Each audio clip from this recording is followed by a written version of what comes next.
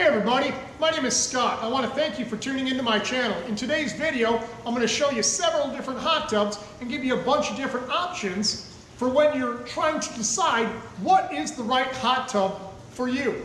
And with that, we're going to start this video and get going. If you haven't hit the subscribe button, I'd really appreciate it. And for those of you that already have, that are returning viewers, thanks for tuning in.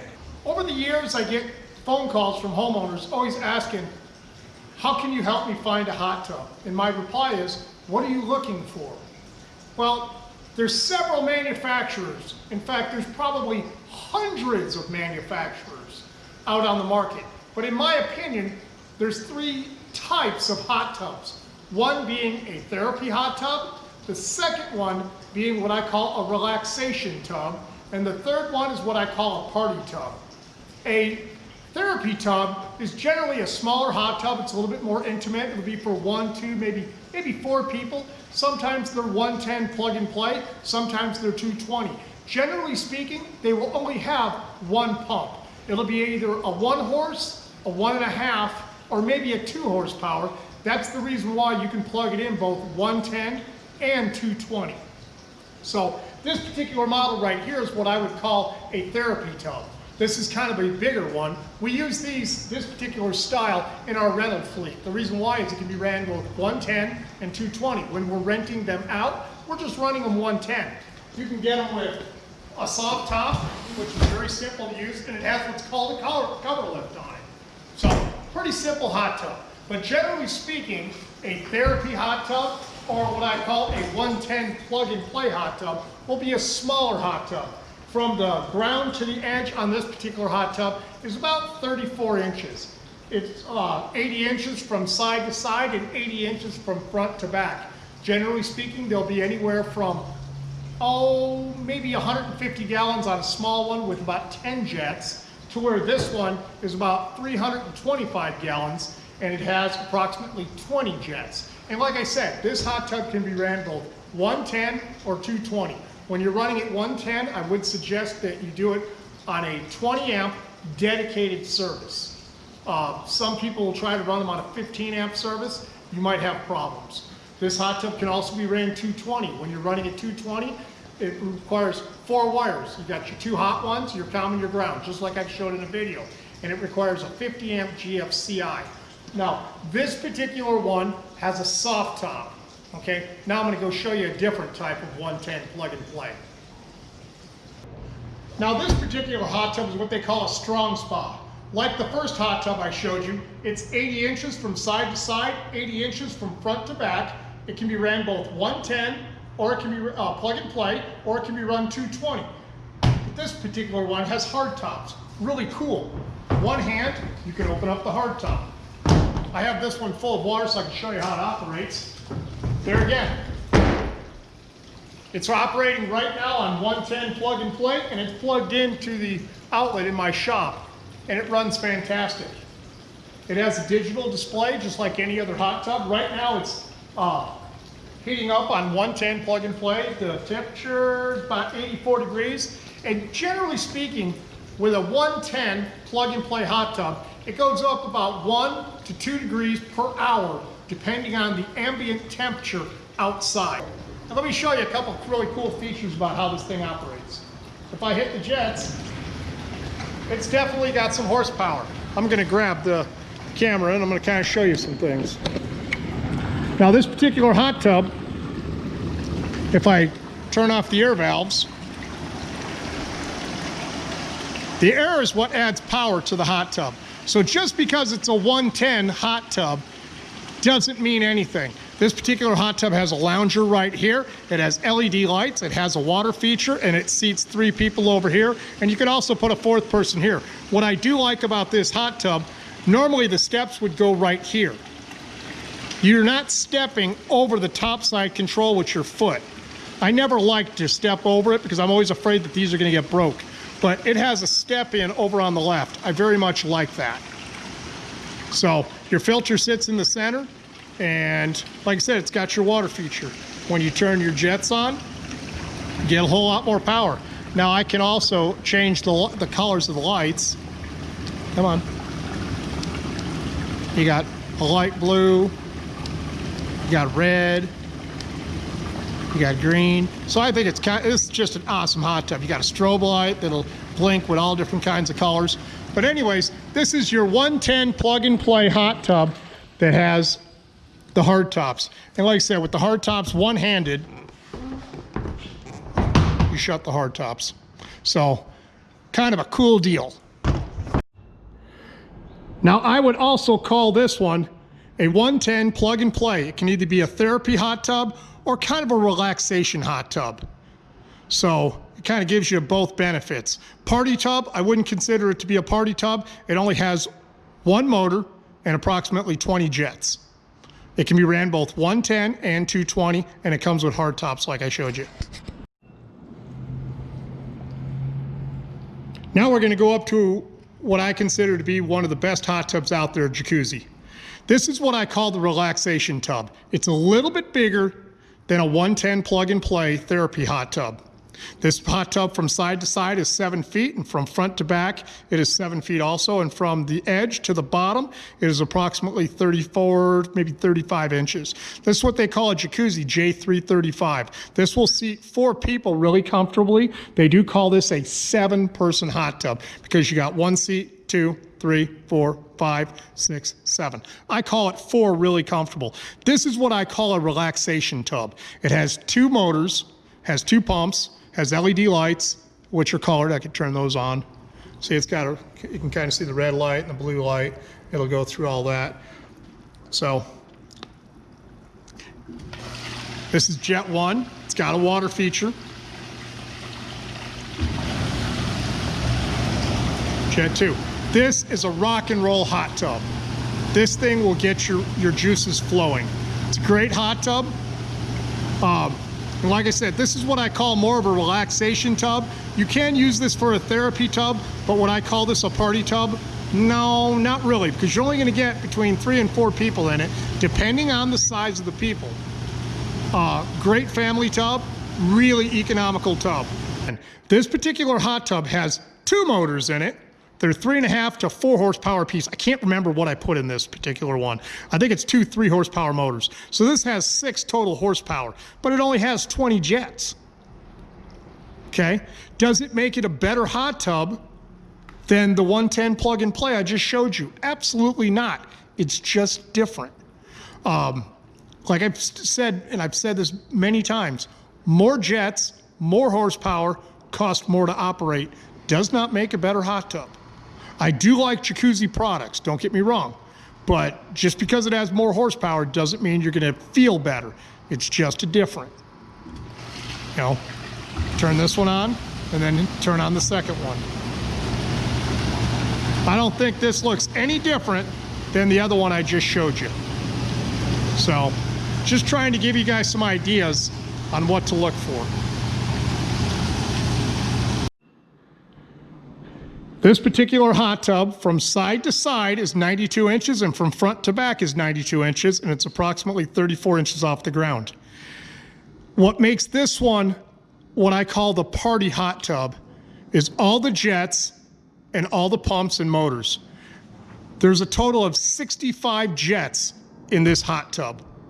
It has a primary pump 1, pump 2, and pump 3. Plus it has a recirculating pump. So this has 4 pumps in this hot tub. Unlike the 110 plug and play, this hot tub is gonna hold about an extra 150 gallons, and it's gonna cost you a few more dollars to operate on a daily and weekly basis along with chemicals.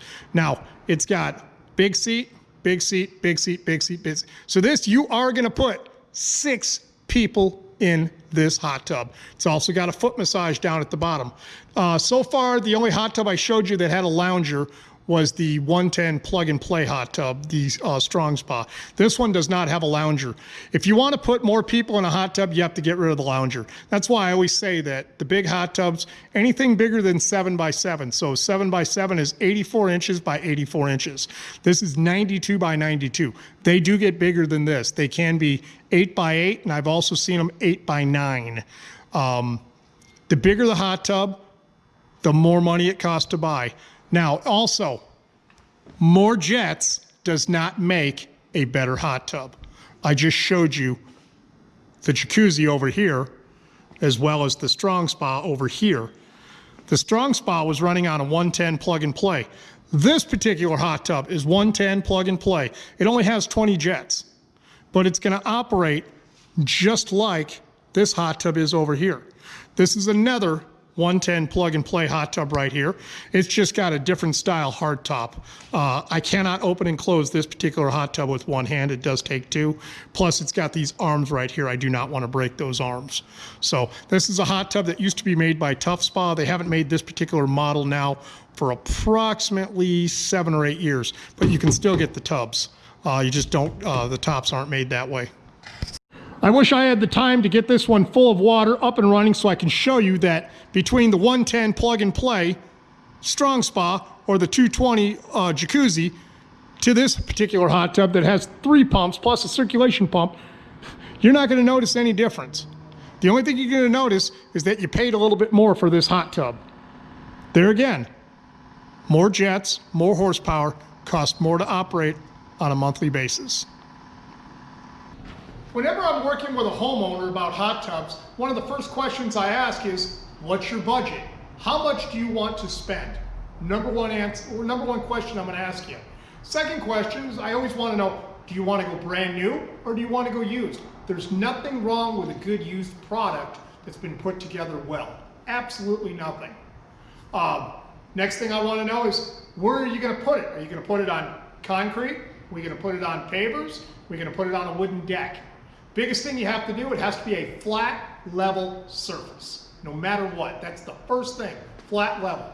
I prefer concrete, pavers are okay, wooden decks last, but if you put it on dirt or you put it just on grass or you put it on gravel, depending on what type of a hot tub it is, you could ruin the hot tub. Such as, this is a Tough Spa. Tough Spas are rotomold, kind of like a polymer plastic, so to speak, like your trash cans.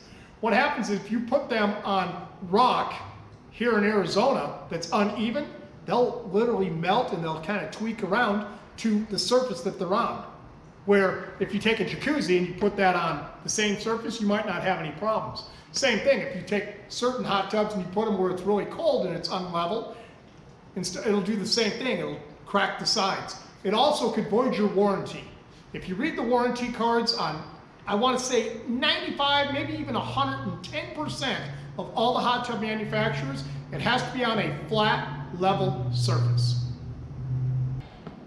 Now, once we've determined your budget, we've determined where you're going to put the hot tub, next thing I want to know is, do you want a hot tub with a lounger or do you prefer a hot tub without a lounger? If you have a lounger in your hot tub, you're going to eat up 3 spots where people could sit.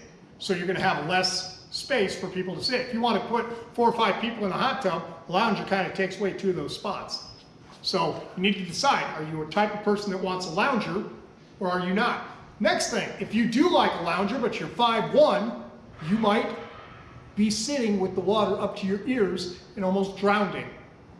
Same thing, if you're very tall, 6'5", 6'6", and you're trying to sit in a lounger, sometimes you're too tall. So you're going to want to sit in a hot tub while it's empty if you can to figure out, are you a lounger person or are you not a lounger person? Any store can help you with this, but you need to decide a couple things before you start shelling out the cash. You want to know, what your budget is, what kind of hot tub, where you're going to put it.